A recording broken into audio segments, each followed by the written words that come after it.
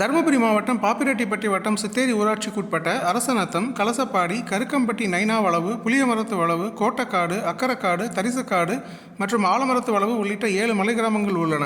மலைவாழ் பழங்குடியினர் மக்கள் வசித்து வரும் இந்த கிராமங்களுக்கு கடந்த 78 ஆண்டுகளாக தார்ச்சாலை மற்றும் பேருந்து வசதி இல்லாமல் அங்குள்ள மக்கள் கடும் அவதிக்கு உள்ளாகி வந்தனர்.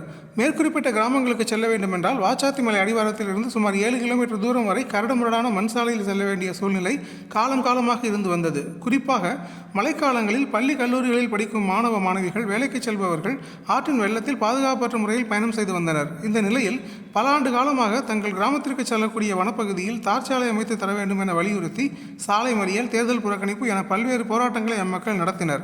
அதன் விளைவாக இப்பகுதி மக்களின் கோரிக்கையை ஏற்று தமிழக அரசு ரூ. 12.70 கோடி மதிப்பில் தார்ச்சாலை மற்றும் நலங்குபாறை ஆற்றின் குறுக்கே மேம்பாலம் அமைக்க அனுமதி அளித்தது.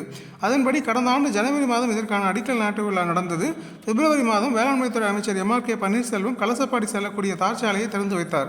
அதனைத் தொடர்ந்து நேற்று அரூர் முதல் கலசப்பாடி மலை கிராமம் வரை போக்குவரத்துக்காக 2 சிற்றுந்துகளை மாவட்ட ஆட்சியர் சதீஷ் மற்றும் நாடாளுமன்ற உறுப்பினர் மணி ஆகியோர் கொடியசைத்து துவக்கி வைத்தனர். அதைத் தொடர்ந்து மாவட்ட ஆட்சியர் சதீஷ், நாடாளுமன்ற உறுப்பினர் மணி, அரூர் MLA சம்பத்குமார் மற்றும் பொதுமக்கள் அனைவரும் சிற்றுந்துகளில் மலையடிவாரத்தில் சாலையின் தொடக்கத்தில் இருந்து கலசப்பாடி மலை கிராமம் வரை சுமார் 7 கிலோமீட்டர் தூரம் பேருந்தில் பயணித்தனர்.